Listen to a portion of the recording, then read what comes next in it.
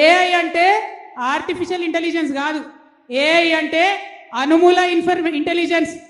AI అంటే Anumula intelligence. ఇన్నరా? AI అంటే Anumula intelligence అంట. ఇప్పుడు ఏఐ టెక్నాలజీతోని ఉన్నది లేనట్టు లేనిది ఉన్నట్టు తయారు చేస్తున్నారు కదా. హాగో అట్లనే తయారైంది మన ముఖ్యమంత్రి తెలివి అన్నట్టు చెప్తున్నది కవితక్క.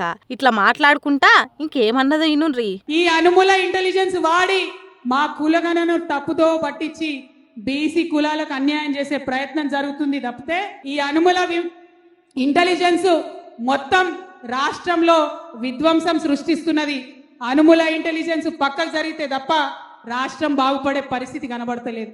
అది కులగణన కావచ్చు, హెచ్సియు కావచ్చు, ఇంకోటి కావచ్చు. హాగో గట్లున్నదట అనుముల ఇంటెలిజెన్స్. తెలంగాణ అసెంబ్లీలో మహాత్మా జ్యోతిబా పూలే విగ్రహాన్ని పెట్టాలని కోరుతూ ధర్నా చౌక్ కాడ కవితక్క దీక్ష చేసింది. హాగో ఆ దీక్షల మాట్లాడుకుంటా ఏఐకి ఓ కొత్త అర్థాన్ని చెప్పింది. బీసీ కులాల లెక్కలు ఎట్లా తప్పు చేసిండ్రో 42% రిజర్వేషన్లని ఎట్లా తప్పుదోవ పట్టిస్తున్నారో చెప్పుకుంటా సీఎంని ఇట్లా అన్నది. మరి చూడాలి సీఎం రేవంత్ రెడ్డి ఈ ఏఐ మీద కవితక్కకు ఎసొంటి పేరు పెడతాడో మరి.